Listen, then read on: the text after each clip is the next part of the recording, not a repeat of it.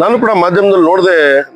MP ಅವರು ನಮ್ಮ ಹಾಸನ ಜಿಲ್ಲೆಯ ಸಂಸದರನ್ನ ಹೇಳಿಕೆ ನಮಗೂ ಎಲ್ಲ ಒಂದ್ ಕಡೆ ಬಹಳ ಹಾಸ್ಯಾಸ್ಪದ. ಯಾಕೆಂದ್ರೆ ನಾವು NDA ಸರ್ಕಾರದಲ್ಲಿ, ಬಿಜೆಪಿ ಸರ್ಕಾರದಲ್ಲಿ ಖಂಡಿತವಾಗ್ಲೂ ಬಿಜೆಪಿ ಅವರ ಒಂದು ಜೊತೆ ನಾವು NDA ಪಕ್ಷವಾಗಿ ನಾವು ಕೂಡ ಇದೀವಿ.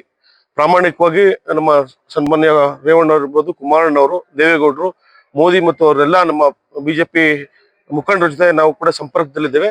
ಇದು ನಮ್ಮ ಪಕ್ಷಕ್ಕೆ ಸೀಮಿತವಾಗಿ ನಾವು ಕಾರ್ಯಕರ್ತರ ಸಭೆ ಮಾಡ್ತಾ ಇರೋದು. ಅದು ಬಿಟ್ಟರೆ ನಾವು ಬೇರೆದು ಯಾವುದು ಕೂಡ ಬಿಜೆಪಿಯವ್ರನ್ನ ತಿರಸ್ಕಾರ ಮಾಡೋಂಥದ್ದಲ್ಲ.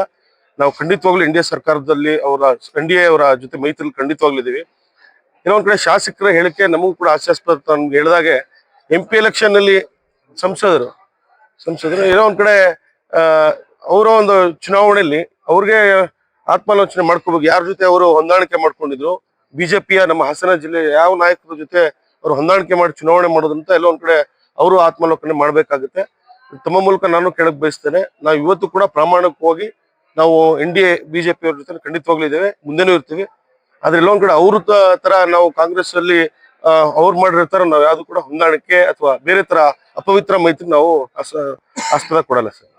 ಎಲ್ಲೋ ಒಂದ್ ಕಡೆ ನಮ್ಮ ಏನು ನಾಳೆ ಕಾರ್ಯಕ್ರಮ ಮಾಡ್ತಾ ಇದೀವಿ, ಕಾಂಗ್ರೆಸ್ ಮುಖಂಡರು ಮತ್ತು ಎಲ್ಲರೂ ಕೂಡ ಸಂಸದರು ಕೂಡ ಹತಾಶರಾಗಿದ್ದಾರೆ. ಯಾಕೆಂದ್ರೆ ಇದು ದೊಡ್ಡ ಮಟ್ಟದ 1.5-2 ಲಕ್ಷ ಇವತ್ತು ಇಲ್ಲಿ ಕಾರ್ಯಕರ್ತರನ್ನ ಸೇರಿ ಇವತ್ತು ಮಾಡ್ತಿರೋಂಥದ್ದು ಬಹುಶಃ ಇತಿಹಾಸ. ಇದು ಮೊದಲನೇ ಬಾರಿಗೆ, ಹಿಂದೆನೂ ಕೂಡ ಆಗಿಲ್ಲ, ಮುಂದೆನೂ ಕೂಡ ಅದು ಮಾಡ್ಲಿಕ್ಕೆ ಆಗಲ್ಲ. ಎಲ್ಲೋ ಒಂದ್ ಕಡೆ ತಾವು ನೋಡ್ತಾ ಇದ್ವಿ, ಈಗ ಸಾಧನಾ ಸಮಾವೇಶದಿಂದ ಕಾಂಗ್ರೆಸ್ನವರು ಬಂದು 2 ಬಾರಿ ನಮ್ಮ ಹಾಸನ ಜಿಲ್ಲೆಗೆ ಕಾರ್ಯಕ್ರಮ ಮಾಡಿದ್ದಾರೆ.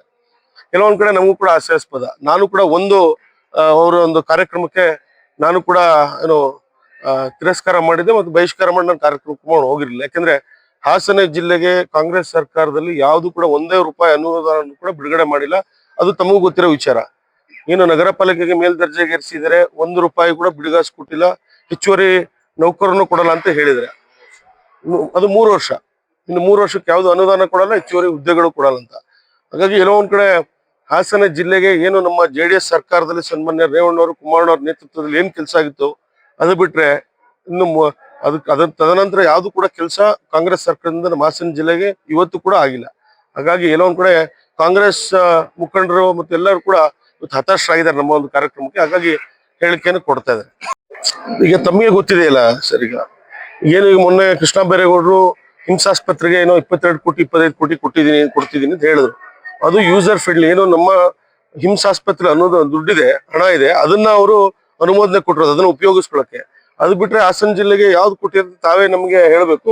ಖಂಡಿತವಾಗ್ಲೂ ಶ್ವೇತಪತ್ರ ಹೊರಡಿಸಿ ನಾವು ಅದ ಉತ್ತರ ಕೊಡ್ತೀವಿ. ಅದಕ್ಕೆ ನಾವು ತಂದಿದೀವಿ ಸರ್, ಸರ್ಕಾರದಿಂದ ತಂದಿದ್ದೀವಿ. ತಮಗೆ ಗೊತ್ತಿದೆ, ನಮಗೆ JDS ಶಾಸಕರಿಗೆ ಅಂತಲ್ಲ, ಕೆಲವೊಂದ್ ಕಡೆ ಕಾಂಗ್ರೆಸ್ ಶಾಸಕರು ಕೂಡ ಇದರಲ್ಲಿದ್ದಾರೆ. ಯಾಕಂದ್ರೆ ಅವ್ರಿಗೂ ಕೂಡ ₹1 ಕೂಡ ಅನುದಾನ ಅವ್ರಿಗೂ ಕೊಟ್ಟಿಲ್ಲ. ನಮ್ಗೆ ಎಲ್ಲೋ ಒಂದ್ ಕಡೆ ಅವ್ರಿಗೆ 50 ಕೋಟಿ ಕೊಟ್ಟಿದ್ರೆ ನಮ್ಗೆ 25 ಕೋಟಿ ಕೊಟ್ಟಿದ್ರು. ಅದು ಬಿಟ್ರೆ ಯಾವ್ದು ಕೂಡ ಅನುದಾನ ಕೊಟ್ಟಿಲ್ಲ. ಜನವರಿ 24ನೇ ತಾರೀಕು ಅಂದ್ರೆ ನಾಳೆ ಹಾಸನ ನಗರದಲ್ಲಿ ಬೃಹತ್ ಜನತಾ ಸಮಾವೇಶ, ಜಾತ್ಯತೀತ ಜನತಾದಳದ 25ನೇ ವರ್ಷದ ಬೆಳ್ಳಿಯ ಒಂದು ಸಂಭ್ರಮ. ಸುಮಾರು 1.5 ಲಕ್ಷದಿಂದ 2 ಲಕ್ಷಕ್ಕೂ ಹೆಚ್ಚು ಕಾರ್ಯಕರ್ತರು ಮತ್ತು ನಮ್ಮ ಪಕ್ಷದ ಅಭಿಮಾನಿಗಳ ಮುಖಂಡರು ನಾಳೆ ಬಂದು, ಅದು ವಿಶೇಷವಾಗಿ ಹಾಸನ ಜಿಲ್ಲೆಗೆ ಮಾತ್ರ ಸೀಮಿತವಾಗಿ ಸಮಾವೇಶ ಮಾಡ್ತಿರೋದು ನಮ್ಗೆಲ್ಲರಿಗೂ ಸಂತೋಷ ತಂದಿದೆ. ಅದೇ ರೀತಿ ತಾವು ಕೂಡ ಮಾಧ್ಯಮ ಮಿತ್ರರು, ತಾವು ಕೂಡ ವೀಕ್ಷಣೆ ಮಾಡಿದ್ರಿ ನಮ್ಮ ಜೊತೆ. ತಾವು ನೋಡ್ತಾ ಇದ್ರಿ, ದೊಡ್ಡ ಮಟ್ಟಿಗೆ ಸಿದ್ಧತೆಯನ್ನು ಕೂಡ ವ್ಯವಸ್ಥಿತವಾಗಿ ಮಾಡಿದ್ದೇವೆ.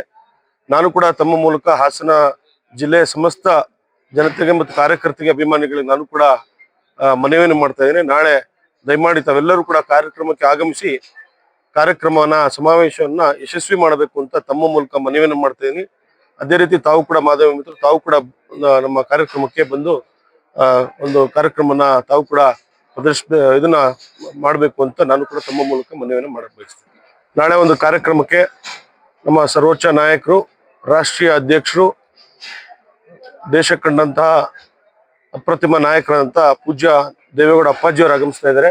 ಅದೇ ರೀತಿ ಕೇಂದ್ರ ಸಚಿವರಾದಂಥ ನಮ್ಮ ನಾಯಕರಂತ ಕುಮಾರಣ್ಣವರು, ಅದೇ ರೀತಿ ನಮ್ಮ ಹಾಸನ ಜಿಲ್ಲೆಯ ಅಭಿವೃದ್ಧಿ ಹರಿಕಾರರಂತ HD ರೇವಣ್ಣವರು, ನಮ್ಮ ಯುವ ಜನತಾದಳದ ಅಧ್ಯಕ್ಷರಾದಂಥ ನಿಖಿಲ್ ಕುಮಾರಸ್ವಾಮಿ ಅವರು ಮತ್ತು MLC ಅಂತ ಸೂರಜ್ ಅವರು ಒಳಗೊಂಡಂತೆ ಎಲ್ಲ ನಮ್ಮ ಪಕ್ಷದ ಶಾಸಕರಿರ್ಬೋದು, ಮಾಜಿ ಶಾಸಕರು, ವಿಧಾನ ಪರಿಷತ್ನ ಸದಸ್ಯರು ಮತ್ತೆಲ್ಲ ಮುಖಂಡರು ಕೂಡ ನಾಳೆ ಆಗಮಿಸ್ತಾ ಇದ್ದಾರೆ.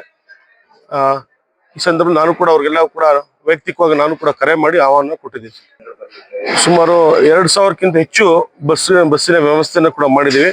ಅದೇ ರೀತಿ ನಾವು ಬಂದಂತವ್ರಿಗೆಲ್ಲರೂ ಕೂಡ ಒಂದು ಊಟದ ವ್ಯವಸ್ಥೆಯನ್ನು ಕೂಡ ಮಾಡಿದ್ದೇವೆ. ಸುಮಾರು 2 ಲಕ್ಷಕ್ಕಿಂತ ಹೆಚ್ಚು ಕಾರ್ಯಕರ್ತರು ಬರ್ತಾರೆ ಅಂತ ಒಂದು ನಿರೀಕ್ಷೆ ಇದೆ ಸರ್.